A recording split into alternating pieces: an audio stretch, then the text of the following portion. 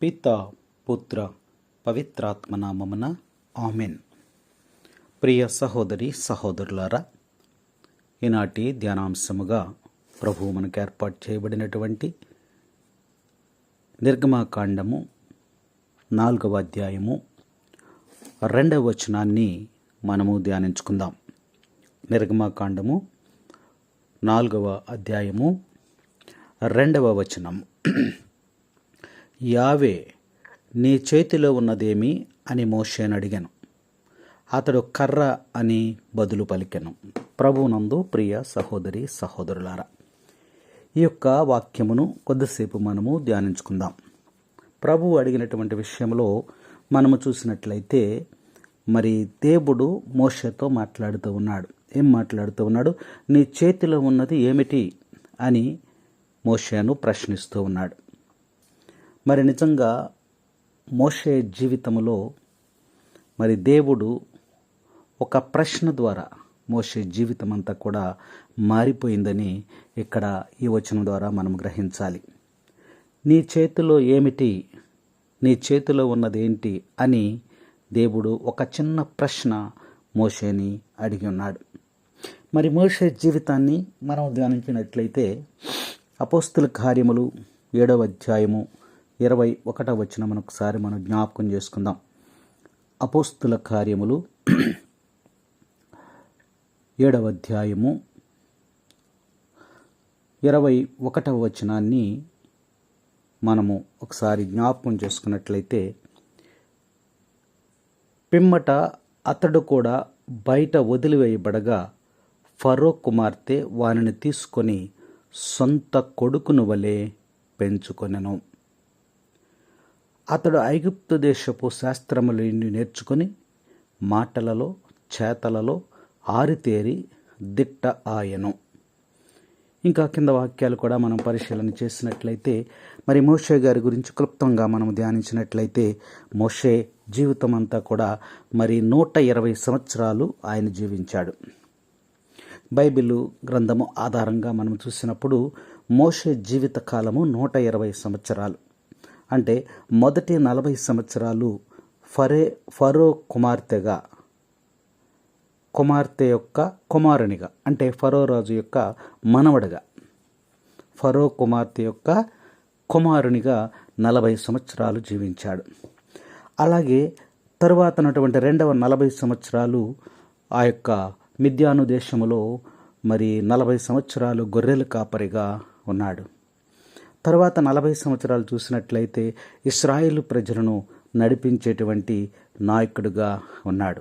ప్రభునందు ప్రియ సహోదరి సహోదరులారా, మరి ఇలాంటి మోషే జీవితాన్ని 120 సంవత్సరాలు కూడా కాసి వడపోసినటువంటి యొక్క జీవితాన్ని మనము ధ్యానించుకున్నట్లయితే దేవుడు మరి ఆ మోషేని ఏ విధముగా తన యొక్క ప్రజలను నడిపించటానికి మరి ఒక నాయకుడిగా ఎలా ఎన్నిక చేసుకున్నాడు అనేది మనము ఆలోచన చేద్దాం. అందుకనే మోషే జీవితంలో దేవుడు వేసినటువంటి ఒకే ఒక ప్రశ్న, నీ చేతిలోది ఏమిటి? కాబట్టి మోషే యొక్క ఆలోచన మనము ఇక్కడ గ్రహించినట్లయితే మరి ఈ యొక్క లేఖనాలను బట్టి మనం అర్థం చేసుకున్నటువంటి విషయాన్ని మనం జ్ఞాపకం చేసుకున్నట్టయితే ఇక్కడ మనకి లేఖనం మనకి తెలియజేస్తూ ఉంది. ఈ యొక్క మోషే ఆలోచన ఎలా ఉంది? మనం కూడా అంతే కదా, కొన్ని అధికారాలు ఇచ్చినప్పుడు, లేదా ఒక పదవిలోనికి వెళ్ళినప్పుడు, లేదా ఒక కుటుంబంలోనికి వెళ్ళినప్పుడు, లేదా ఒక చోటికి వెళ్ళినప్పుడు, ఒక ప్రాంతంలోనికి వెళ్ళినప్పుడు మనకు కూడా రకరకాలైనటువంటి ఆలోచనలు మనకు వస్తూ ఉంటాయి. అలాగే మోషే కూడా ఆలోచన చేసి ఉండవచ్చు. ఎందుకనంటే ఫరో రాజుకి మనవడగా మరి ఒక రాజదండము, అంటే రాజు తరువాత ఫరో రాజు తాత తరువాత నేనే రాజుని, ఆ రాజదండాన్ని లేదా సింహాసనాన్ని అధిష్ఠించేది నేనే అని మోషే ఆ యొక్క మొదటి 40 సంవత్సరాలలో ఆలోచన చేసి ఉంటాడు. లేదా నేను నా తాతగారి తరువాత రాజుగా నేను కొనసాగుతాను అని కూడా ఆలోచించి ఉండవచ్చు. కానీ తరువాత 40 సంవత్సరాలు గొర్రెలను మేపవలసి వచ్చినది. దేవుని యొక్క ప్రణాళిక తన జీవితంలో ఎలా అంచెలంచెలుగా తీసుకుని వచ్చి ఆఖరి 40 సంవత్సరాలు మరి ఇశ్రాయేలు ప్రజలకు నాయకుడిగా ఎలా ఎన్నుకున్నాడనేది మనకి అర్థమవుతా ఉంది. కాబట్టి ఈ విధమైనటువంటి ఆలోచనలో ఉన్నాడు. మనకు కూడా ఆలోచనలు ఉంటాయి. నేను ఈ మేడ కట్టాలి, ఆ మేడ కొనాలి, ఈ భూమి కొనాలి, ఈ అంతస్తు కొనాలి, లేదా ఇలా అంతస్తు మీద అంతస్తు వేయాలి, ఇలా రకరకాలైన, ఈ కారు కాదు ఇంకొక కారు కొనాలి, ఇలా రకరకాలైనటువంటి ఆలోచనలతో మనము జీవిస్తూ ఉంటాం. ఈ యొక్క మోషే కూడా అలాగే అనుకుంటాడు. ఎందుకనంటే తాతగారి యొక్క పొజిషన్ ఏంటి? ఆయన రాజు. కాబట్టి రాజుగారి యొక్క మనవడు ఏమనుకుంటాడు? నేను రాజునవ్వాలని అనుకుంటాడు. ఇలాంటి ఆలోచనలతో ఉన్నటువంటి మోషేని దేవుడు ఒకే ఒక్క ప్రశ్న, మోషే నీ చేతిలో ఏమిటది, నీ చేతిలో ఉన్నది ఏమిటి అనే ఒక్క ప్రశ్నతో తన జీవితం అంతా కూడా మారిపోయినట్లు ఇక్కడ వాక్యం మనకి బోధిస్తూ ఉంది. కాబట్టి యొక్క పవిత్ర గ్రంథాన్ని మనం పరిశీలన చేసినప్పుడు ఇలాంటి ప్రశ్నలు, దేవుడు ప్రశ్నించినటువంటి అనేకమైనటువంటి ప్రశ్నలు గ్రంథంలో వ్రాయబడి ఉన్నాయి. మరి యొక్క పూర్వవేదంలో మనం చూస్తే, పాత నిబంధన గ్రంథంలో మనం చూస్తే సుమారుగా మరి 2272 ప్రశ్నలు ఉన్నాయని మనకి అర్థమవుతా ఉంది. మరి అలాగే నూతన వేదములో మరి క్రొత్త నిబంధనలో మనం చూసినట్లయితే 1022 ప్రశ్నలు ఉన్నట్టుగా మనకి ఈ యొక్క గ్రంథం తెలియజేస్తూ ఉంది. కాబట్టి ఈ యొక్క నూతన వేదంలోనికి మనం వచ్చినట్లయితే అక్కడ మరి ఒక ప్రశ్న ఉంది ఆదాముకి. ఆదిలోనే మరి ఆదామా నువ్వెక్కడున్నావు దేవుడు ప్రశ్నించాడు. ఆ ప్రశ్న ఆ రోజు ఆదాముకి వేశాడు. ఆ ప్రశ్న ఆ రోజు వేసినటువంటి ప్రశ్న ఆదాముకే కాదు మనందరికీ కూడా ఇదిగో ఆ ప్రశ్న మరి మనకు కూడా వర్తిస్తూ ఉంది. మనల్ని కూడా ఆలోచింపచేసేదిగా ఉంటూ ఉంది. ఇక్కడ మోషేని ప్రశ్నించు, నీ చేతిలో ఏముంది అని ప్రశ్నించినట్లుగానే, ఆదాముని నువ్వెక్కడున్నావు అని ప్రశ్నించినట్లుగానే దేవుడు ఈరోజు తన వాక్కు ద్వారా మనల్ని కూడా ప్రశ్నిస్తూ ఉన్నాడు. ఏలియాని ప్రశ్నించాడు. అరణ్యములో ఒంటరిగా ఏం చేస్తూ ఉన్నావు? దావీదుని దేవుడు ప్రశ్నించాడు. డాబాపై మరి ఉండి స్నానము చేస్తున్నటువంటి ఒక స్త్రీని తదేకముగా చూస్తూ ఉన్నప్పుడు, దావీదు ఇక్కడ నువ్వేం చేస్తున్నావు? మార్తని కూడా ప్రశ్నించాడు యేసు ప్రభు. తన యొక్క ఇంటిలో కూర్చున్న తర్వాత, మరి మార్తా నువ్వు అక్కడ ఏం చేస్తూ ఉన్నావు? చూసారా, మరియని గూర్చి కూడా అక్కడ మాట్లాడాడు. ఆయన ఏమని మాట్లాడాడు? మరియా ఎలా కూర్చోవాలో మనకు అక్కడ మరియా నేర్పుతుంది. మరియా ఎక్కడ కూర్చుంది? ప్రభువు ముందు కూర్చుంది. ప్రభువు మాటలు వింటుంది. ప్రభువుతో నడుస్తూ ఉంది, అక్కడ సహవాసం చేస్తూ ఉంది. మోషేనంటాడు, మోషేను మండుచున్న పొద దగ్గర, మోషే ఆగు, ఇది పవిత్రమైనటువంటి స్థలము. తప్పిపోయిన కుమారుడు పందులు కాస్తూ ఉన్నప్పుడు ఇక్కడ ఏం చేస్తున్నావు నువ్వు? దేవుడు ప్రశ్నించినటువంటి ప్రశ్న ఇలా గ్రంథములో మనం పరిశీలన చేస్తే మరి యొక్క నూతన వేదములో 1022 వరకు ప్రశ్నలు ఉన్నాయని మనకు అర్థమవుతా ఉంది. పేతురు గారిని ఒకసారి ప్రశ్నించాడు అక్కడ. పేతురు గారు అప్పుడు ఏం చేస్తున్నారు? చలిమంట కాగుతూ ఉన్నాడు. పేతురు ఏం చూస్తున్నావు ఇక్కడ? లోతుని కూడా ఒక ప్రశ్న వేశాడు ఆయన. లోతు, నువ్వు ఆలస్యం చేయకుండా మరి పట్టణమును విడిచి వెళ్ళు. సంసోనుని ప్రశ్నించాడు. సంసోను ఎక్కడున్నాడు? ఢిల్లీలో వద్ద ఉన్నాడు. సంసోను, ఇక్కడ నువ్వేం చేస్తూ ఉన్నావు? చూసారా, మరి అనేక మంది ప్రవక్తలను కూడా ప్రభువు మరి ప్రశ్నల ద్వారానే. అయితే మోషే ఇక్కడ సమాధానం ఇస్తూ ఉన్నాడు. ఏమని సమాధానం ఇస్తూ ఉన్నాడమ్మా? నిర్గమాకాండము 4వ అధ్యాయము 2వ వచనంలో చూసినట్లయితే ఆయన ఏమంటాడు? నా చేతిలో కర్ర ఉంది అంటున్నాడు. నా చేతిలో కర్ర ఉంది అంటున్నాడు ఆయన. ఆయనకు తెలిసినంతవరకు కర్రే. కానీ దేవుడు మరి ఒక ప్రశ్న ద్వారా తన జీవితాన్ని మార్చడానికి ప్రయత్నం చేస్తున్నాడు. అలాగే నిన్ను నన్ను కూడా ఒక ప్రశ్న ద్వారా దేవుడు ఒక ప్రశ్న ద్వారా మన జీవితాన్ని మార్చివేయటానికి మరి సిద్ధముగా ఉన్నాడు. అసలు ఎవరెవరి చేతిలో ఏమున్నాయని మనం ఒక ఆలోచన చేసినట్లయితే మోషే చేతిలో ఏముంది చెప్పాడు ఆయన స్వయం. నిర్గమాకాండం చూడండి ఒకసారి. నిర్గమాకాండము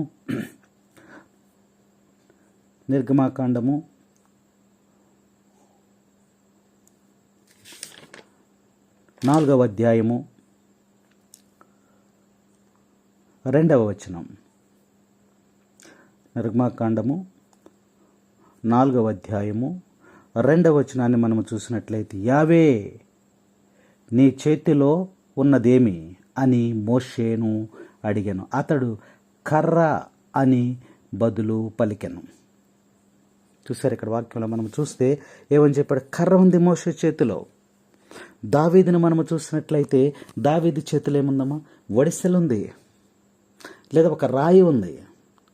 మరి గిద్యోను చేతిలో మనం చూసినట్లయితే ఒక కొండ ఉంది, లేదా ఒక దివిటి అంటే వెలుగుచున్నటువంటి దివిటి ఆయన చేతిలో ఉంది. సంసోనును చూసినట్లయితే ఆయన చేతిలో ఏముంది? గాడిద దవడ ఎముక ఉంది, ఎండిపోయినటువంటి గాడిద దవడ ఎముక ఉంది. అలాగే ఒక బాలుని చేతిలో మనం చూసినట్లయితే ఏమన్నా ఎముక? 5 రొట్టెలు 2 చేపలు ఉన్నాయి. ఒక పేద విధవరాలిని మనం చూసినట్లయితే ఆమె చేతిలో 2 కాసులు ఉన్నాయి. ఇవన్నీ కూడా అద్భుతాలు చేసినాయి. అద్భుతాలు, 1 కాదు 2 కాదు, ఎన్నో అద్భుతాలు, ఎన్నో ఆశ్చర్యమైనటువంటి కార్యాలు చేసినట్టు మనం ఇక్కడ చూస్తూ ఉన్నాం. కాబట్టి ఈ యొక్క ఎవరెవరి చేతిలో ఏమున్నాయి? ఈ సమయంలో వాక్యాన్ని మనం ధ్యానించే సమయంలో నీ చేతిలో ఏముంది? మోషేని అడిగితే కర్ర అని చెప్పాడు. మరి నీ చేతిలో ఏముంది అని ప్రభువు ఈరోజు మోషేని బట్టి మనల్ని కూడా అడుగుతూ ఉన్నాడు. ప్రభువు నందు ప్రియ సహోదరి సహోదరులారా, మరి హెబ్రీయులకు రాసిన లేఖలో మనం చూస్తే మోషే పెరిగి పెద్దవాడవుతూ ఉన్నాడు. పెద్దవాడైన తర్వాత ఆయన ఎలా ఉన్నాడో చూడడం హెబ్రీయులకు రాసిన లేఖ మనం చూసినట్లయితే, మరి హెబ్రీయులకు రాసిన లేఖలో 11వ అధ్యాయం చూద్దాం. 11వ అధ్యాయము 24వ వచనాన్ని ఒకసారి మనం జ్ఞాపకం చేసుకుందాం. హెబ్రీయులకు రాసిన లేఖ 11వ అధ్యాయము 24వ వచనాన్ని మనం చూస్తే, విశ్వాసమే, ఏమిటది? విశ్వాసమే. 23లో కూడా చూద్దాం. విశ్వాసమే మోషే తల్లిదండ్రులు అతడు పుట్టినది మొదలుకొని 3 నెలల పాటు వానిని దాచి ఉంచినట్లు వనర్చినది. అతడు మిక్కిలి అందమైన బాలుడని గ్రహించి రాజాజ్ఞను ధిక్కరించుటకు వారు భయపడలేదు. విశ్వాసమే మోషే పెరిగి పెద్దవాడైన తరువాత ఫరో కుమార్తె పుత్రుడు అని పిలిపించుకొనుటకు నిరాకరించినట్లు చేసినది. పాప భూయిష్టము క్షణికములకు సౌఖ్యముల కంటే దేవుని ప్రజలతో పాటు బాధలు పొందుటనే అతడు ఎన్నుకున్నాడు. 26లో ఐగుప్తులోని సమస్త ధనరాశుల కంటే క్రీస్తు కొరకు నిందను సహించుటయే గొప్ప త్యాగమని భాగ్యమని అతడు తలంచెను. రాబో బహుమానంపై అతడు చూపు నిలిపెను. ప్రభునందు ప్రియ సహోదరి సహోదరులారా, మోషే పెరిగి పెద్దవాడైన తర్వాత మరి ఆ 24 నుంచి 26 వచనాలు మనం చూస్తే అక్కడ చక్కని మాటలు మనకు రాయబడి చూడండి. అతడు ఫరో కుమార్తె పుత్రుడని పిలిపించుకొనుటకు నిరాకరించినట్లు చేసినది విశ్వాసమే. అతనికి ఉన్నటువంటి విశ్వాసం, దేవుని మీద అతనికి ఉన్నటువంటి మోషేకు ఉన్నటువంటి విశ్వాసమును బట్టి ఆయన అంటూ ఉన్నాడు, నేను ఫరో కుమార్తె యొక్క కుమారుడును అనిపించుకోవటానికి ఆయనకి ఇష్టపడలేదు. కాబట్టి విశ్వాసమును బట్టి తర్వాత వచనములో మరి అల్పకాలము పాపభోగం అనుభవించుట కంటే దేవుని ప్రజలతో శ్రమలు అనుభవించుటే అతను మేలు అనుకుంటున్నాడు. చూడండి అక్కడ రాయబడి ఉంది, పాప భూయిష్టము క్షణికములకు సౌఖ్యముల కంటే, అంటే మరి పాప భోగము అనుభవించట కంటే స్వల్పకాలము కొంతకాలము ఈ పాప భోగం అనుభవించుట కంటే దేవుని ప్రజలతో పాటు బాధలు పొందుటే నాకు మేలని ఆయన గ్రహించాడు. ఎందుకనంటే దేవుని మీద విశ్వాసముతో ఉన్నాడు. దేవుడు ఆయనను ఎన్నిక చేసుకున్నాడు. ఒక ప్రశ్నతో మోషే యొక్క జీవితం అంతా కూడా మారిపోతూ ఉంది. అందుకనే ఆయన అంటున్నాడు, ఫరే కుమార్తె యొక్క కుమారుడిని పిలిపించుకోవడానికి ఆయన ఇష్టపడలేదు. 26వ వచనం చూస్తే మరి ఆయనకున్నటువంటి విశ్వాసమును బట్టి మరి ఐగుప్తు ధనము కంటే క్రీస్తు విషయమై నిందలు అనుభవించుటే భాగ్యమని అతడు తలంచినని ఇక్కడ వ్రాయబడి ఉంది. అందుకనంటే మరి సమస్త ధనరాశుల కంటే, అంటే ఫరో రాజు అంటే రాజు యొక్క మనవడు అంటే ఎన్ని ఆస్తులు ఉంటాయి చూడండి, ఎన్ని భవంతులు ఉంటాయి, ఎంత ధనం ఉంటుంది. అయినా సరే మోషే దానిని ఇష్టపడలా. ఆ యొక్క ఐగుప్తు ధనము కంటే ఏమి ఇష్టపడ్డాడు ఆయన? క్రీస్తు కొరకు నిందను సహించుటే గొప్ప భాగ్యం, నాకు ఇదే గొప్ప భాగ్యం. ఈ నింద అవమానాలు ఎవరి కోసం పెడుతున్నాం? ప్రభువు కోసం పెడుతున్నాం. ప్రభు కూడా మనకి వాగ్దానం చేస్తున్నాడు, నా నిమిత్తమై ఎవరైతే నిందలు అవమానాలు భరిస్తూ ఉన్నారో వారికి తగినటువంటి బహుమానము అందించబడుతూ ఉంది. Praise the Lord. మనం కూడా మరి చూడండి, మనం ఒక బైబిల్ పట్టుకుని ప్రార్థన చేస్తూ ఉన్నప్పుడు కొంతమంది మనం హేళన చేస్తూ ఉంటారు. వీడు పెద్ద భక్తుడైపోయాడురా, ప్రార్థనలు చేస్తున్నాడు, మరి దేవాలయానికి వెళ్తున్నాడు, ఇదిగో తెల్లని డ్రెస్ వేసుకున్నాడు అని ఎవరికి తోచిన విధంగా వారు హేళన చేస్తూ ఉంటారు, అవమానిస్తూ ఉంటారు. ఆయన వాటిని ఏటిని కూడా మనము లెక్క చేయకూడదు. ఇదిగో మోసే మరి విశ్వాసమును బట్టి ఇదంతా అంటున్నాడు. అలాంటి విశ్వాసాన్ని నువ్వు కలిగి ఉండాలని ప్రభు ఈరోజు మోసే జీవితం ద్వారా మనకి హెచ్చరిక చేస్తూ ఉన్నాడు. కాబట్టి దేవుడు ఏదో ఒక రోజు నిన్ను కూడా ఒక ప్రశ్న ద్వారా, ఒక చిన్న ప్రశ్న ద్వారా నిన్ను పట్టుకుంటాడనేటువంటి ఒక గొప్ప ఆలోచన నువ్వు కలిగి ఉండాలని ఈ లేఖనాలు మనకి తెలియజేస్తూ ఉన్నాయి. ఆ రోజున ఎప్పుడైతే నువ్వు దేవుణ్ణి తెలుసుకున్నావో, ఎప్పుడైతే దేవుని నీకు విశ్వాసంలోనికి నువ్వు నడిపించబడ్డావో, అప్పుడు ఈ లోక మరి ఆనందము, ఈ లోక సంతోషం అంతా కూడా నువ్వు విడిచిపెట్టేస్తావు. అందుకని ఒకసారి ఈ సమయంలో మనం జక్కయ్యని జ్ఞాపకం చేసుకుందాం. జక్కయ్య మరి పన్నులు వసూలు చేసేటువంటి వాడు. పన్నులు, అధికమైనటువంటి సంపదలు కలిగినటువంటి ఆస్తులు ఉన్నాయి, అధికారం ఉంది. కానీ యేసు ప్రభువుని నమ్ముకున్న తర్వాత, విశ్వసించిన తర్వాత, యేసయ్యను తన ఇంటికి ఆహ్వానించిన తర్వాత అతను అంటూ అన్నాడేమనంటే, నేను ఇప్పటివరకు కూడా జీవించినదే ఆనందము, ఇదే విందు, ఈ విందులు వినోదాలే ఇవే నాకు ఆనందాన్ని ఇచ్చాయనుకున్నా. కానీ ఇప్పుడు ప్రభువు నా ఇంటికి వచ్చిన తర్వాత, ఇదిగో ప్రభువు ముందు కూర్చుని నేను భోంచేసిన తర్వాత నిజమైనటువంటి ఆనందాన్ని నేను పొందాను. ఈ పాప భూయిష్టమైనటువంటి ఈ యొక్క స్వల్పకాలికమైనటువంటి ఈ యొక్క ఆనందాన్ని అనుభవించడం కంటే మరి ప్రభువుతో సహవాసం చేసి మరి ప్రభువుతో కలిసి ఉండట ఎంతో మేలని చెప్పి ఆ యొక్క జక్కయ్య అక్కడ ప్రభు దగ్గరే పాప సంకీర్తన చేస్తున్నాడు, పశ్చాత్తాపడుతున్నాడు. నేను ఎవరి దగ్గర అయితే అన్యాయముగా తీసుకున్నానో వారికి మరలా తిరిగి నేను 4 ఇంతలుగా తిరిగి ఇచ్చి వేస్తానని ప్రభువు దగ్గర మరి పశ్చాత్తాప ప్రార్థన ఆయన చేస్తున్నట్లు మనము చూస్తూ ఉన్నాం. అయితే ఇక్కడ వాక్యంలో మనం చూస్తున్నట్లయితే మరి మోషే పెద్దవాడైన తర్వాత తన యొక్క తల్లిని గురించి కూడా అక్కడ వాక్యంలో చూడండి, ఫరో కుమార్తె పుత్రుడని పిలిపించుకొనుటకు నిరాకరించినట్లు ఆయనకి ఇష్టం లేదు. ఆ యొక్క మా అమ్మ ఫరో రాజు కూతురు, ధనవంతురాలు, రాజు యొక్క కుమార్తె, ఆ కుమార్తె యొక్క కుమారుడు నేను అని చెప్పుకోవటానికి ఆయన ఇష్టపడలేదు. కానీ మనల్ని ఎవరైనా అడిగితే నువ్వెవరవయ్యా అని అడిగితే మనం గొప్ప కోసం, నేను ఫలానా మరి కలెక్టర్ గారి చెల్లెలు కొడుకునండి, ఫలానా ఇంజనీర్ గారు తెలుసు కదా మీకు, వాళ్ళ యొక్క మేనల్లుండండి, లేదా ఫలానా డాక్టర్ గారి యొక్క మరి అక్క కొడుకునండి, అంటే ఫలానా మరి గ్రామం యొక్క మినిస్టర్ గారి యొక్క బంధువునండి, లేదా ఫలానా గొప్ప ధనవంతుడు ఎవరైనా ఉన్నట్లయితే ఇదిగో మా తాతగారు ఈ విధంగా ఉన్నాడు, వాళ్ళ మనవడనండి. ఇలా మనం ఏం చేస్తామంటే గొప్ప కోసము మనలో ఉన్నటువంటి ఒక వ్యక్తి అధిక సంపాదన, అధికారాల్లో ఉన్నటువంటి వారిని జ్ఞాపకం చేసుకుని వారి తాలూకని మనం ఇక్కడ గొప్పలు చెప్పుకుంటాం. కానీ మోషే అలా అనుకోలా. ఫరో మనబడని చెప్పుకోవటానికి అతను ఇష్టపడలేదు. ఎందుకంటే రాజుగారి యొక్క మనవణ్ణని చెప్పుకుంటే మరి అతనికి ఆ యొక్క సమాజంలో గొప్ప విలువ వస్తుంది. కానీ అది నాకు అవసరం లేదు అంటున్నాడు ఆయన. అది నాకు అవసరం లేదు.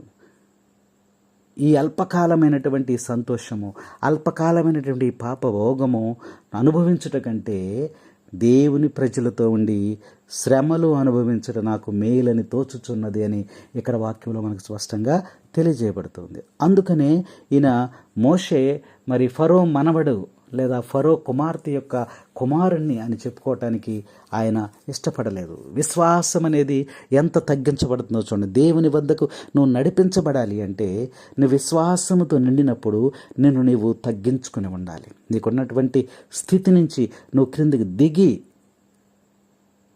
ఇదిగో ప్రభువు కోసము నువ్వు పని చేయాలని ఇక్కడ వాక్యం మనకి హెచ్చరిక చేస్తూ ఉంది. తన చేతిలో ఉన్న కర్ర ఉన్నది అని చెప్పాడు వాక్యంలో మనం చూస్తే. అప్పుడు ప్రభు అన్నటువంటి మాటను కూడా మనము ఒకసారి జ్ఞాపకం చేసుకుందాం. మరొకసారి వెనక్కి వెళ్ళినట్లయితే నిర్గమాకాండంలో చూడండి. నిర్గమాకాండము 4వ అధ్యాయము 2వ వచనాన్ని మనం చూస్తే 3వ వచనం చూద్దాం. యావే దానిని నేల మీద పడవేయము నేను. మోషే కర్రను నేల మీద పడవేయగా అది పాముగా మారెను.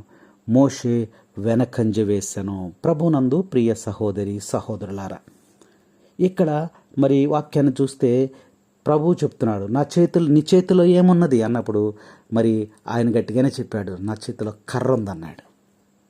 అయితే దాన్ని నేల మీద పడేయని దేవుడు చెప్పాడు. నేల మీద పడేయి అన్నాడు. ఏం జరుగుద్దో చెప్పలా, నేల మీద పడేయమన్నాడు. పడేయమన్నప్పుడు మోషేకి కూడా ఆలోచన వచ్చే ఉంటుంది. మన చేతిలో ఏదో ఉందనుకోండి, మరి దానిని కింద పడేయి అన్నప్పుడు ఇదెందుకు పడేయాలి, దీంతో నీకు పని ఏంటి అని మనకి కూడా ఆలోచన వస్తూ ఉంటుంది.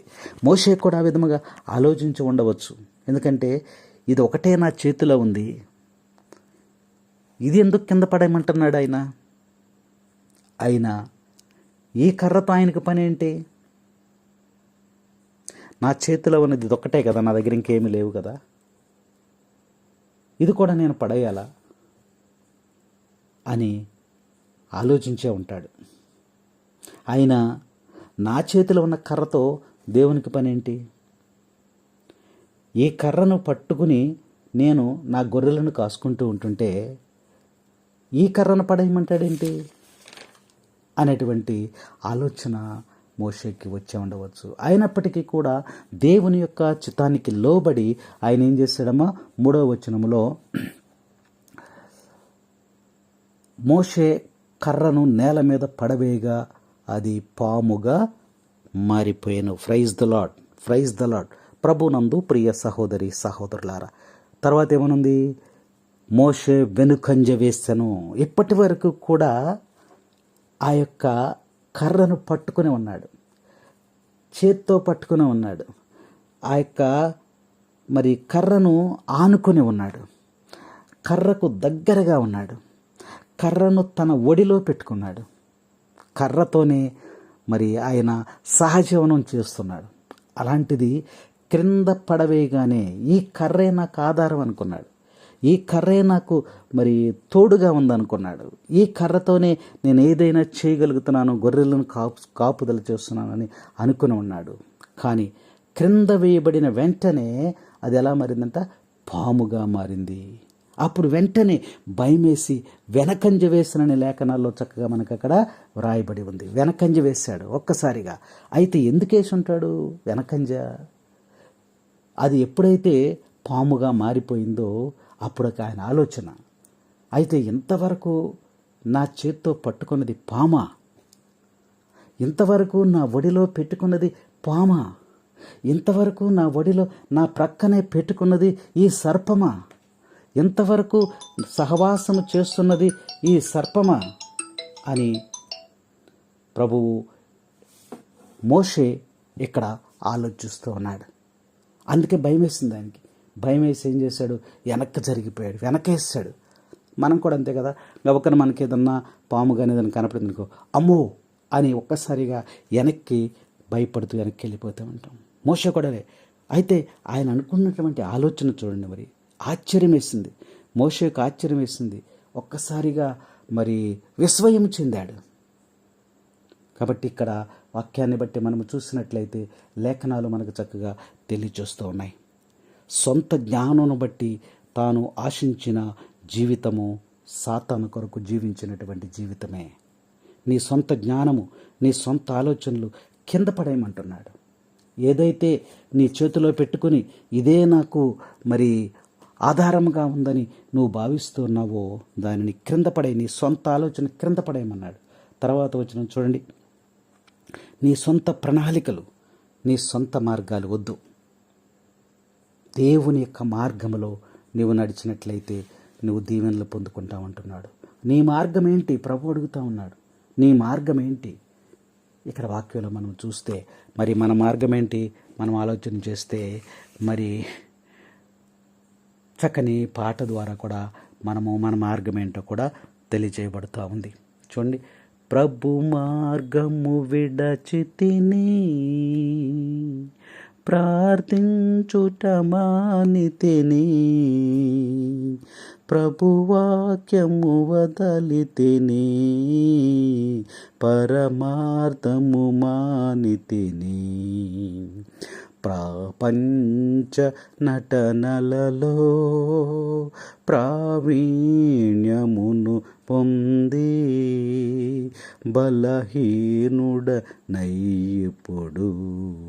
పాటింతు నీ మాట. Praise the lord, praise the lord. ప్రభునందు ప్రియ సహోదరి సహోదరుల, ప్రభు మార్గమును మనం విడిచిపెడుతూ ఉన్నాం. అందుకనే ప్రభు చెప్తున్నాడు, 2 మార్గాలు ఇచ్చాడు మనకి ప్రభువు. ఒకటి విశాలమైనటువంటి మార్గము, ఒకటి ఇరుకైనటువంటి మార్గము. విశాలమైన మార్గములో నువ్వు ప్రవేశించినప్పుడు ఆ మార్గములో ప్రయాణము చేయగా చేయగా చేయగా అది ఇరుకైపోతుంది, అంటే మరణానికి దారి తీసుకెళ్తుంది. అదే మొట్టమొదటిగా నువ్వు ఇరుకైనటువంటి మార్గంలో నువ్వు ప్రవేశించినట్లయితే ఆ మార్గములో మరి నువ్వు ప్రయాణం చేస్తూ చివరికి ప్రయాణం చేస్తూ ఉండగా ఆ మార్గము విశాలమవుతుందని మరి లేఖనాల్లో ప్రభు మనకు తెలియజేస్తున్నాడు. ఈ ఇరుకైనటువంటి మార్గమే దేవుని యొక్క మార్గము. దేవుని మార్గములో మనము నడవాలంటే కష్టాలుంటాయి, బాధలుంటాయి, శోధనలుంటాయి, బలహీనతలుంటాయి, వేళనలుంటాయి, అవమానాలుంటాయి. ఇవన్నీ కూడా ముళ్ళ మీద నడిచినట్టుగానే ఉంటుంది. కాబట్టి అయినప్పటికీ కూడా మనం ఇవన్నీ తట్టుకుని మనం దేనిని లెక్క చేయకుండా దేవుని మీద ఆధారపడి మనం జీవిస్తూ ముందుకు నడిచినప్పుడు ఆ మార్గము రాను రాను రాను రాను ఏమవుతుంది? విశాలమైన ఆనందము, సంతోషము, మరి శాంతి, సమాధానముగా మారిపోతుందని ప్రభు మనకు తెలియజేస్తున్నాడు. అయితే మనం ఏం చేస్తున్నామంటే మరి ప్రభు మార్గాన్ని మనం విడిచిపెట్టేస్తున్నాం. ప్రార్థించటమే మానేస్తూ ఉన్నాం, ప్రార్థనకి వెళ్ళటమే మానేస్తూ ఉన్నాం, ఆరాధనకి వెళ్ళటమే మానేస్తూ ఉన్నాం. ప్రతి ఆదివారము మరి దేవుని యొక్క ఆజ్ఞ ఉండగా ఆజ్ఞను మనము విస్మరించి మన మార్గంలో మనం ప్రయాణం చేస్తున్నాం. ఒక వ్యాపారం నిమిత్తం వెళ్ళిపోతూ ఉన్నాం, ఒక అవసరం నిమిత్తం వెళ్ళిపోతూ ఉన్నాం, ఒక పని నిమిత్తం వెళ్ళిపోతూ ఉన్నాం. ఈ లోకము గురించి, ఈ లోకములో పనుల నిమిత్తమై మనము మరి పరుగులు తీస్తూ ఉన్నాం. ప్రభు మార్గాన్ని మనము విడిచిపెట్టేశాం, ప్రభు వాక్యాన్ని వదిలిపెట్టేశాం. అందులో ఉన్నటువంటి పరమార్థాన్ని, అందులో ఉన్నటువంటి ఆ యొక్క ప్రభు యొక్క మాటల్లో ఉన్నటువంటి త్యాగపూరితమైనటువంటి ఆ యొక్క మాటలను, ఆ యొక్క అర్థాన్ని, పరమార్థాన్ని మనము ఆపివేశాం. అయితే మనం ఏం చేస్తున్నాం? మన సొంత మార్గాలలో ప్రయాణం చేసి ప్రపంచ నటనలలో, ప్రపంచం అనేది ఒక నటన, ఈ లోకం అనేది ఒక నటన. ఈ నటనలో ఏమి సంపాదించాం? ప్రావీణ్యము. ఈ నటనలో ప్రావీణ్యం సంపాదించాం. ఎదుటివాడిని ఎలా మోసం చేయాలి, వ్యాపారం ఎలా చేయాలి. కాబట్టి ఇలా రకరకాలైనటువంటి యొక్క నటనలు ఈ ప్రపంచంలో ఉన్నాయి. వాటిలలో మంచి ప్రావీణ్యము, మాటకారితనము, మంచి నటన, మరి ఇవన్నీ కూడా మనము మరి ప్రావీణ్యమును పొంది చివరికి ఏమైపోతామమ్మా? బలహీనుడం అయిపోతాం. చూసారా, ప్రజలు అంటూ ఉంటారు, ఒకప్పుడు వీడు ఒక వెలుగు వెలిగాడండి, కానీ ఇప్పుడు వాడి పరిస్థితి ఏమైపోయిందో చూడండి. ఒకప్పుడు వీడికి అసలు ఎదురులేదండి, ఇప్పుడు చూడండి వాడి పరిస్థితి ఎలా అయిపోయాడు. ఒకప్పుడు వీడు సింహంలాగా ఉన్నాడండి, ఇప్పుడు చూడండి కుక్కలాగా అయిపోయాడు. ఒకప్పుడు వీడు బలవంతుడిగా ఉండి విర్రవిగేవాడండి, ఇప్పుడు చూడండి వాడి పరిస్థితి ఎలా అయిపోయిందో. చూసారా, బలహీనుడైనప్పుడు ఇప్పుడు ఎక్కడికి వచ్చాడు? ప్రభు దగ్గరికి వచ్చాడు. ప్రభు నందు ప్రియ సహోదరి సహోదరులారా, నీ మార్గం ఏంటి? ప్రభు అడుగుతూ ఉన్నాడు.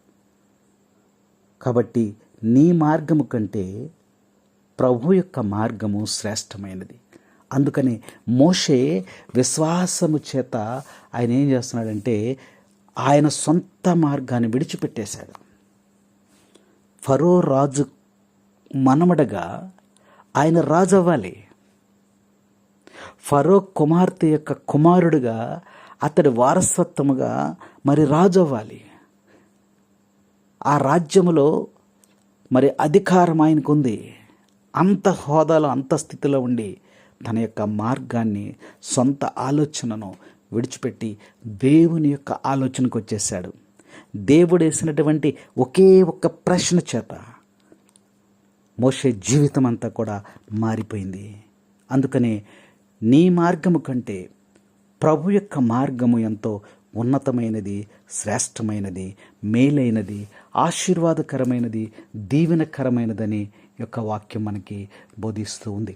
ప్రభునందు ప్రియ సహోదరి సహోదరులారా, అందుకనే ప్రభు చెప్తూ ఉన్నాడు. అందుకనే ప్రభుతో మాట్లాడాలి. నువ్వు ఏ మార్గంలో ప్రయాణం చేయాలి, నీ చిత్తము ఎలా ఉంది ప్రభుతో. మరి మోషే గారు ప్రభుతో మాట్లాడినట్లుగా, దేవునితో మాట్లాడినట్లుగా మనము కూడా ప్రభు యొక్క మాటలను ఆలకించువారమై ఉండాలని వాక్యం మనకి బోధిస్తూ ఉంది. మరి ఈ యొక్క ఆదివారం నాడు మరి దేవాలయానికి వెళ్ళినప్పుడు ఈరోజు దేవుడు నాతో ఏం మాట్లాడాడు, దేవుడు నాతో ఏం మాట్లాడాడు కాబట్టి ఆ మాటలను నువ్వు జ్ఞాపకం చేసుకుంటున్నావా?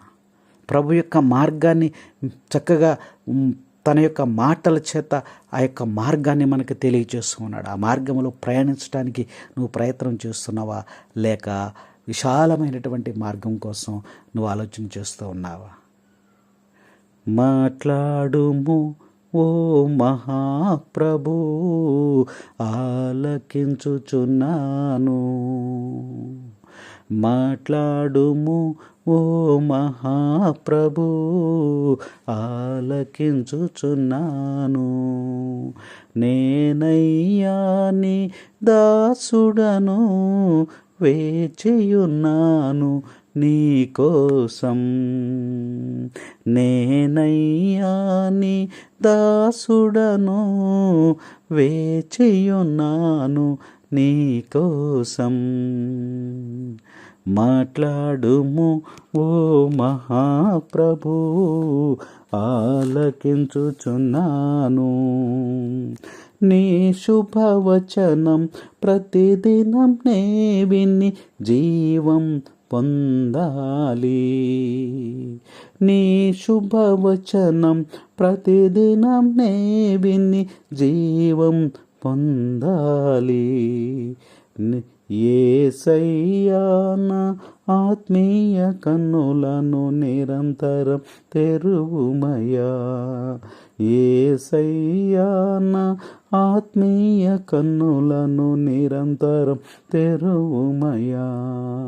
మధురం మధురం నీ వాక్యం, నా త్రోవకు దీపం నీ వాక్యం. మధురం మధురం నీ వాక్యం, నా త్రోవకు దీపం నీ వాక్యం.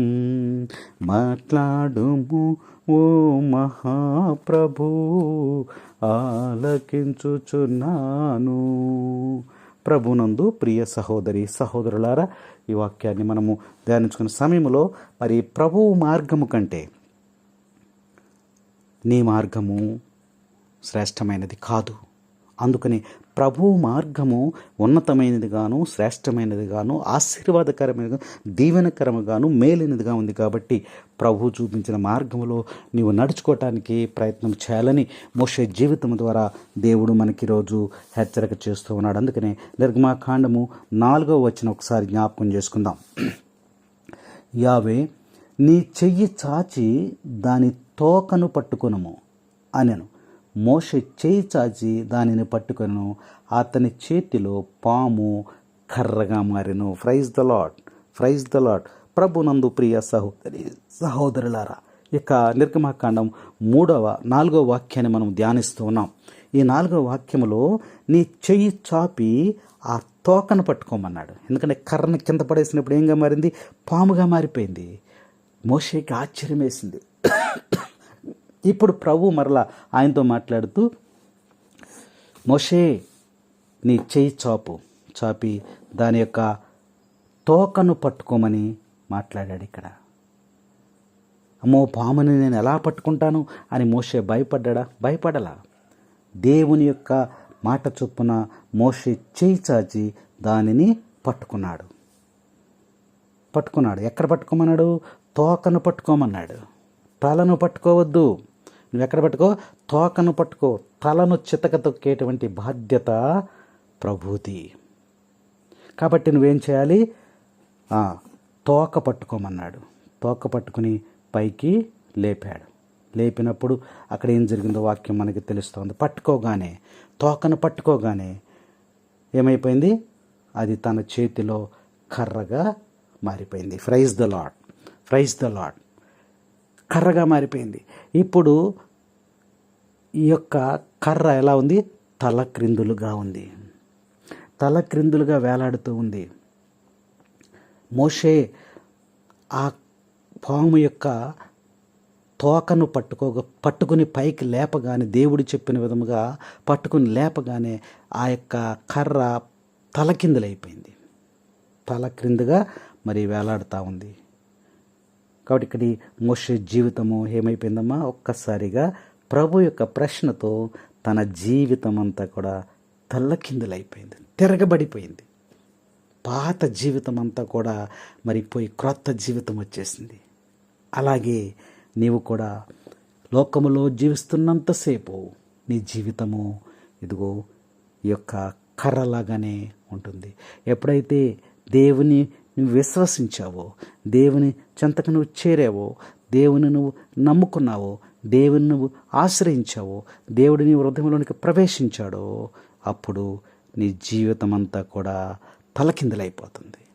పాత జీవితం అంతా కూడా మారిపోతుంది. అప్పుడు ఇప్పటి వరకు నేను ఎలా జీవించానా? జక్కయ్యే మనకు ఉదాహరణ, సమరయ స్త్రీయే మనకు ఉదాహరణ. చూసారా, సమరయ స్త్రీ ప్రభువు దగ్గరికి వచ్చినప్పుడు ఏమైంది? ఎలా ఉంది జీవితం? ఒకసారి ప్రభువును కలుసుకున్న తర్వాత తన జీవితం తలకిందలైపోయింది. పాత జీవితమును తిరగేశాడు ప్రభువు. అలాగే మోషే జీవితంలో కూడా చూసుకున్నట్లయితే మోషే జీవితాన్ని బట్టి మనకు దేవుడు హెచ్చరిక చేస్తూ ఉన్నాడు. చూసారా, దేవుడు ఎన్నిక చేసిన తర్వాత మోషే జీవితం అంతా కూడా తల్లక్రిందులైపోయింది. ఇప్పటి వరకు నేను సర్పమును చేతు పట్టుకుని జీవిస్తూ ఉన్నానా? ఇప్పుడు జీవితము మారిపోయింది. మోషే కర్ర ఇప్పుడు ఏమైపోయింది? దేవుని కర్రగా మారిపోయింది. ఇప్పటి వరకు ఆ కర్ర ఎలా ఉంది? మోషే కర్రది. కానీ ఇప్పటి నుంచి అది దేవుని యొక్క కర్రగా మారిపోయింది. ఆ కర్రతో మోషే ఏం చేసేవాడు? ఇంతకుముందు గొర్రెలను కాసేటువంటి వాడు. గొర్రెలు దారి తప్పిపోతూ ఉంటే ఆ కర్రతో ఏం చేసేవాడు? వాటిని దారి మళ్లించేటువంటి వాడు. గొర్రెలకు ఆహారం దొరకనప్పుడు ఆ కర్రను పైకెత్తి అదిగా కొమ్మలు రెమ్మలు వాటి నుండి కూడా వంచి అదిగో ఆహారముగా పెట్టేవాడు. కానీ గొర్రెల కాపరైనటువంటి మోషే ఇప్పుడు దేనిగా మారిపోయాడు? ఇశ్రాయేలు ప్రజలు నడిపించేటువంటి నాయకుడిగా మారిపోయాడు. ఈ కర్ర ఇశ్రాయేలు ప్రజలను నడిపించేటువంటి కర్రగా మారిపోయింది అని వాక్యం మనకి చక్కగా హెచ్చరిక చేస్తూ ఉంది. మోషే కర్ర ఏమైపోయింది? ఇప్పుడు చెయ్యొత్త కర్రగా మారిపోయింది. చెయ్యొత్త కర్రగా మోషేకి కావలసినటువంటి చేయూతనిస్తుంది, ఆధారం అయిపోయింది. కర్ర ద్వారానే ఆయన మిగిలినటువంటి ఈ యొక్క 40 సంవత్సరాలు కూడా, మిగిలిన ఆఖరి 40 సంవత్సరాలు ఇశ్రాయేలు ప్రజలను నడిపించడానికి ఆయన దేవుడు మరి తన చేతిలో ఉన్నటువంటి కర్ర ద్వారానే ఈ నాయకుడు ప్రజలందరినీ కూడా నడిపించాడు. ఎడారిలో నడిపిస్తూ ఉండగా, ఎడారిలో ఇశ్రాయేలు జనాంగాన్నంతకు నాయకుడిగా ఉండి నడిపిస్తూ ఉండగా మరి దాహమగుతున్నది అని చెప్పి ప్రజలు గోల చేస్తూ ఉన్నప్పుడు దేవుడు మోషేతో మాట్లాడినప్పుడు, మోషే నీ చేతిలో ఏముంది? కర్ర ఉంది. ఆ కర్రతో ఈ బండను కొట్టు అన్నాడు. ఈ కర్రతో బండను కొట్టమన్నాడు. బండను కొట్టగా బండ నుండి జలము వచ్చింది. Praise the lord, praise the Lord. ప్రభువునందు ప్రియ సహోదరి సహోదరులారా, ఇక్కడ వాక్యంలో మనం చూసినట్లయితే క్రీస్తు ప్రభువుకి నీవు చేయూతగా కర్రగా నీవుంటావా? సువార్త పరిచర్య చేయటానికి మరి నీవు ప్రభువుకి చేయూతగా లేదా కర్రగా నువ్వుంటావా? వాక్యం మనకి హెచ్చరిక చేస్తూ ఉంది. కీర్తనకారుడు చూడండి, కీర్తనలు మనం చూసినట్లయితే 23వ అధ్యాయము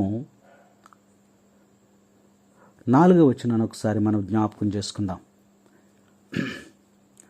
గాఢాంధకరపు లోయలలో పయనించినప్పుడు నేనెట్టి అపాయమునకు భయపడను, ఎందుకన నీవు నాకు తోడుగా ఉందువు. నీ రాజదండము నీ చేతి కర్ర నన్ను కాపాడుచుండును. Praise the lord. ప్రభునందు ప్రియ సహోదరి సహోదరులారా, దావీదు గారు ఇక్కడ మాట్లాడుతున్నాడు చూడండి. గాఢాంధకరపు లోయల్లో నేను సంచరించినను. లోయలంటే చాలా ప్రమాదకరమైనటువంటి పరిస్థితులు, చాలా ప్రమాదకరమైనటువంటి ఆ యొక్క లోయలు. అక్కడ నేను తిరుగుతున్నప్పటికీ కూడా నాకు ఏ అపాయము కలుగదు, కలుగనివ్వవు. నేను భయపడను, నేనెట్టి అపాయమునకు కూడా భయపడను. ఎందుకనంటే నీవు నాకు తోడుగా ఉంటావు. నీ చేతిలో ఉన్నటువంటి రాజదండము, నీ చేతి కర్ర నన్ను కాపాడుచుండును. చూసారా, అందుకనే వాక్యం మనకి హెచ్చరిక చేస్తుంది. చేతి కర్ర, నీ దుడ్డు కర్ర, నీ దండము నన్ను ఆదరించునని లేఖనాలు మనకి తెలియజేస్తూ ఉన్నాయి. అంధకార లోయలోన సంచరించిన భయము లేదు. అంధకార లోయలోన సంచరించిన భయము లేదు. నీ వాక్యము శక్తి గలది, నా త్రోవకు నిత్య వెలుగు. ఆరాధన ఆరాధన ఆరాధన నా ప్రభువా. అంధకార లోయలోన సంచరించిన భయము లేదు. ప్రభునందు ప్రియ సహోదరి సహోదరులారా, ఇక్కడ వాక్యం మనకు చక్కగా హెచ్చరిక చేస్తూ ఉంది. దావీదు గారి ద్వారా ఈ మాటలు మనం వింటూ ఉన్నాం.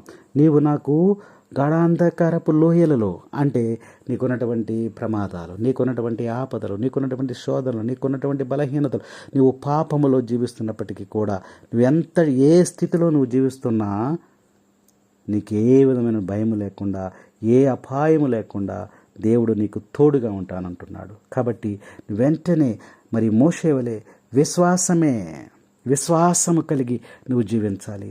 అప్పుడు ఆయన నీకు తోడుగా ఉంటాడంటున్నాడు. ఆయన యొక్క రాజదండము, ఆయన యొక్క చేతిలో ఉన్న కర్ర నన్ను కాపాడును అని దావీదు గారు మనకి తెలియజేస్తూ ఉన్నాడు. కాబట్టి ఇక్కడ ప్రభు కార్యమును బట్టి మనం చూసినట్లయితే ఆయన చేతిలో ఉన్నటువంటి ఆ యొక్క దుడ్డు కర్ర, రాజదండము మనల్ని మరి ఎంతగానో కాపాడుతుందనే సత్యాన్ని మనము జ్ఞాపకం చేసుకుంటున్నాం. ప్రభునందు ప్రియ సహోదరి సహోదరులారా, గొర్రెలను మేపినటువంటి ఆ కర్ర ఇక నుంచి మరి ఇశ్రాయేలు నడిపించబోచున్నదని లేఖనం మనకి తెలియజేస్తూ ఉంది. గొర్రెలను పచ్చిక బయళ్లకు, శాంతికరమైన జలముల వద్దకు తోలుకొని పోయినటువంటి ఆ కర్ర ఇప్పుడు పాలు తేనెలు ప్రవహించేటువంటి కానానికి నడిపించబడుతుందని ఇక్కడ మరి లేఖనం మనకి తెలియజేస్తూ ఉంది. ఈ మార్గములో నీకు తోడుగా ఉండేది ఏంటంటే ఆయన యొక్క దొడ్డు కర్ర, ఆయన యొక్క రాజదండము నీకు తోడుగా ఉంటుంది. అందుకనే ప్రభు ఉంటే మనకు చాలు. ఈ లోకంలో ఏది ఉన్నా లేకపోయినా మనం ప్రభు ఉంటే చాలు. అందుకనే మరి మోషే జీవితం ద్వారా దేవుడు మనకి తెలియజేస్తూ ఉన్నాడు. సువార్త పరిచర్యకు నువ్వు చేయూత కర్రగా ఉంటావా? ప్రభుని కీర్తించడానికి నువ్వు చేయూత కర్రగా ఉంటావా? ప్రభును మహిమపరచడానికి నువ్వు చేయూత కర్రగా ఉంటావా? ప్రభుని గణపరచడానికి నువ్వు చేయూత కర్రగా నువ్వు ఉంటూ ఉన్నావా? ప్రభుని గణపరచడానికి నువ్వు చేయూత కర్రగా ఉంటున్నావని లేఖనం మనకి హెచ్చరిక చేస్తూ ఉంది. ఆయన యొక్క ప్రేమకు, ఆయన యొక్క త్యాగానికి తగినటువంటి జీవితమును జీవించటానికి మనలను ఈ యొక్క మోషే చేతిలో ఉన్న కర్ర ద్వారా దేవుడు మనల్ని ప్రేరేపిస్తూ ఉన్నాడు. కాబట్టి దేవుని యొక్క మాటలను ఆలకిస్తున్నటువంటి నీవు ప్రభు వద్దకి రావటానికి ప్రయత్నం చేయి. విశ్వాసములో నువ్వు జీవించినప్పుడు నీకే కొదవ కూడా ఉండదని, నీ మార్గాలన్నీ కూడా ప్రక్కన పెట్టి దేవుని యొక్క మార్గములో నువ్వు ప్రయాణం చేయటానికి, ఆ మార్గంలోనే నీకు ఆశీర్వాదము, ఆ మార్గంలోనే నీకు దీవెనలు, ఆ మార్గంలోనే నీకు సమస్తము కూడా సమకూర్తి అని ప్రభువు మనకి తెలియజేస్తూ ఉన్నాడు. నీకు ఆపద వచ్చినప్పుడు ఆయన నీకు తోడుగా ఉంటాడని వాక్యం మనకి హెచ్చరిక చేస్తూ ఉంది. నీ ఉంటే చాలులే, నీ ప్రేమే చాలులే, నీ హృదిలో చోటుంటే చాలులే, నీ ఉంటే చాలులే, నీ ప్రేమే చాలులే, నీ హృదిలో చోటుంటే చాలులే, నా సర్వం నీవే, నా సకలం నీవే, నా ప్రాణం నీవే యేసయ్యా, నా సర్వం నీవే, నా సకలం నీవే, నా ప్రాణం నీవే యేసయ్యా, నీ ఉంటే చాలులే, నీ ప్రేమే చాలులే, నీ హృదిలో చోటుంటే చాలులే. నా తల్లిదండ్రులు ఉన్నా, నా బంధుమిత్రులు ఉన్నా, నా తల్లిదండ్రులు ఉన్నా, నా బంధుమిత్రులు ఉన్నా, నీవు లేని నా బ్రతుకు క్షణమే, నీ బడితయు కోలయు నా వెంట నుండగా, నీ బడితయు కోలయు నా వెంట నుండగా, నేనెన్నడు విడువను నీ ప్రేమను, నేనెన్నడు విడువను నీ మార్గము, నీ ఉంటే చాలులే, నీ ప్రేమే చాలులే, నీ హృదిలో చోటుంటే చాలులే. ప్రభునందు ప్రియ సహోదరి సహోదరులారా, ప్రభు మార్గము, దేవుని యొక్క మార్గములో నీవు నడుచుకున్నప్పుడు, ప్రభు మార్గములో నీ సొంత జ్ఞానము, నీ సొంత ఆలోచనను క్రిందకు పడేయి. నువ్వు అనుకున్నది, నీ జ్ఞానము, నీ యొక్క ఆలోచనకు దేవుని యొక్క ఆలోచనకు చాలా వ్యత్యాసం ఉంటుంది. మనం ఏదో చేయాలి, ఏదో చేసేద్దాం, ఏదో చేయాలని మనము మరి ఆశలు పడుతూ ఉంటాం. కానీ దేవుని యొక్క ఆలోచన వేరేగా ఉంది.